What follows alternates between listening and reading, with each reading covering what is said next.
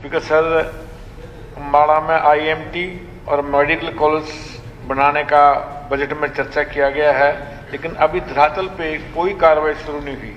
ना ज़मीन के बारे, ना ही किसी डिपार्टमेंट की एनओसी, कोई वहाँ तैयारी नहीं है।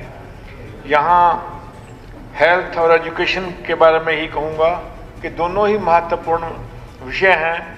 हेल्थ के लिए जहाँ अस्पतालों की और डॉक्टरों की ज़रूरत है, मैं इसके लिए ही कहूँगा कि नर्सिंग कॉलेज खोल के जो है ट्रेंड नर्सें जो है तैयार की जाएं।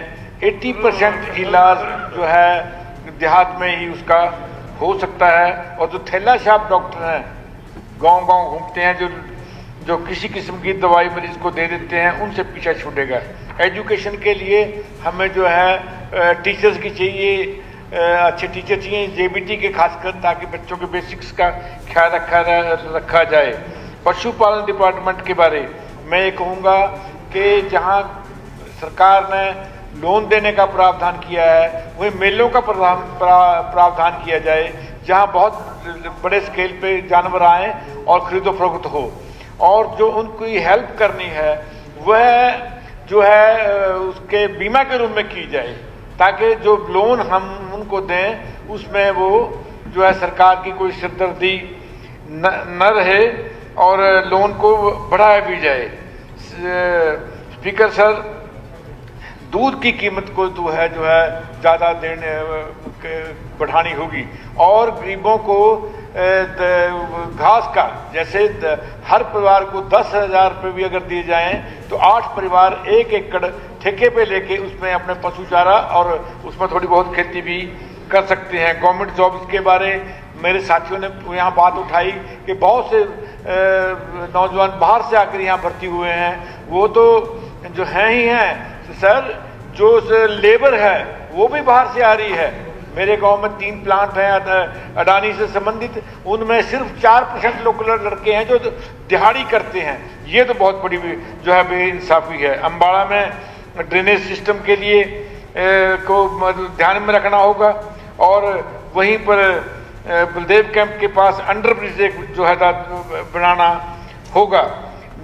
आज हमें नवी राजधानी और कुरुक्षेत्र के लिए पैकेज की बात केंद्र सरकार से करनी चाहिए। अयोध्या की तरफे जो है हमारे कुरुक्षेत्र का जो धार्मिक महत्व से कोई कम नहीं है और अति इम्पोर्टेंट।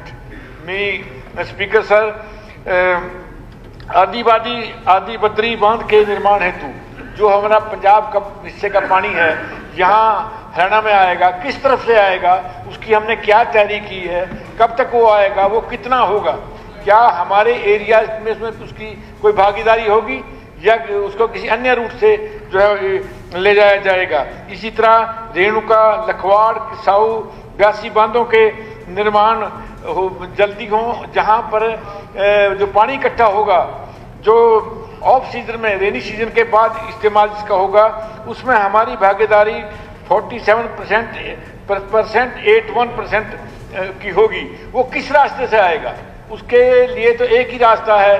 देखिए, दादूपुर नहर के हमें 2 फायदे हैं। 58 दिन तो बिना बात के इसमें से जो है सरप्लस पानी अपना को उठा सकते हैं, बाकी फिर इस पानी के लिए यूज आएगी।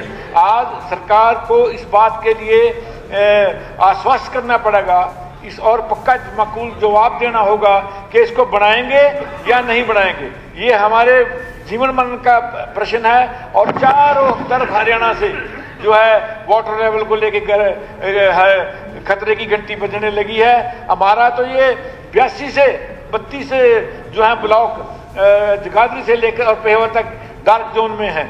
आने वाली पीढ़ियों के लिए हम इस पे कंप्रोमाइज नहीं कर सकते। इसके लिए तो हमें लड़ना होगा, हाउस में भी लड़ना होगा और सड़कों पे भी जो है लड़ना होगा। मुख्यमंत्री जी अब हैं नहीं यहाँ, उनकी तरफ से कोई जवाब आना चाहिए, नहीं तो सर हमारे पास लोगों को देने के लिए कोई जवाब नहीं है। कम से कम इस बात का भागीदारी मैं तो नहीं बनूंगा, इस बेइंसाफी का, इस नाइंसाफी का भागीदार मैं तो नहीं बनूंगा, और मैं तो हाउस का जो है बहिष्कार करता हूं जब तक मुख्यमंत्री जी कोई इसका माकूल जवाब ना दे दें कि वो बढ़ाएंगे या नहीं बढ़ाएंगे। धन्यवाद।